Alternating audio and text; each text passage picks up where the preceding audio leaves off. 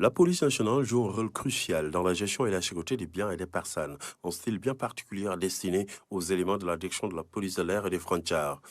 À toute heure et jamais en position de lassitude, ils œuvrent et gardent l'œil bien vigilant pour le bien-être des populations sénégalaises. Toutes les personnes qui veulent entrer au Sénégal ont besoin d'un visa, elles passent par là. Alors, il faut savoir qu'il y a trois catégories de pays qui existent. Les pays de la catégorie A, qui à l'arrivée au Sénégal ne sont pas soumis à visa. La catégorie B, qui au Sénégal doit prendre le visa ici. C'est un visa de 1 mois seulement qui leur est délivré, un visa aéroportuaire.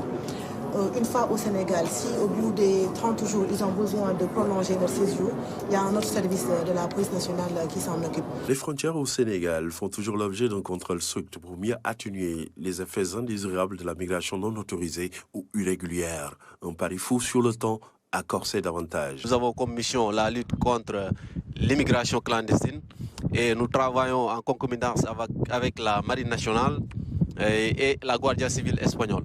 Voilà, pour cela, nous félicitons aussi la collaboration qu'il y a entre la police et les autres forces, à savoir la Marine nationale, il y a aussi la Gendarmerie nationale. Ici, au niveau du débarcadère, nous sommes équipés d'un système de surveillance Sécuriport. Ça nous permet d'identifier les passagers qui traversent. De ce fait, quand ils arrivent, on les enrôle sur la base de données de Sécuriport. Donc, quand il y a un passager qui est recherché, à l'entrée comme à la sortie, nous avons les dispositions nécessaires pour l'interpeller au niveau de la frontière. Maintenant, si on interpelle le passager, on rencontre à la hiérarchie pour voir la conduite à tenir. Face à ces défis énormes sur terre, air, mer ou désert, la police nationale garde l'œil et opte résolument pour une gestion sécuritaire encore plus participative et solidaire. Également, la coopération transfrontalière. Moi et mes collègues montagnais, s'il y a un cas, on peut le gérer par téléphone. S'il s'agit d'un cas urgent, même parfois le représentant, c'est-à-dire le commissaire de l'autre côté, peut se déplacer, venir me voir, me poser quelques difficultés qu'on doit améliorer ou bien qu'on doit régler immédiatement. Dans ce cas, on voit juste la réalité des choses d'abord, mais s'il s'agit de trancher, on va trancher sur la réglementation. Quand il y a lieu de poursuivre, donc c'est comment le dire, c'est avec facilité que nous le faisons, tellement ces engins sont puissants. L'autre avantage avec ces engins, avec cette embarcation, c'est qu'elle est dotée de moyens qui nous permettent de faire nos missions comme il le faut. Je veux citer la vision nocturne.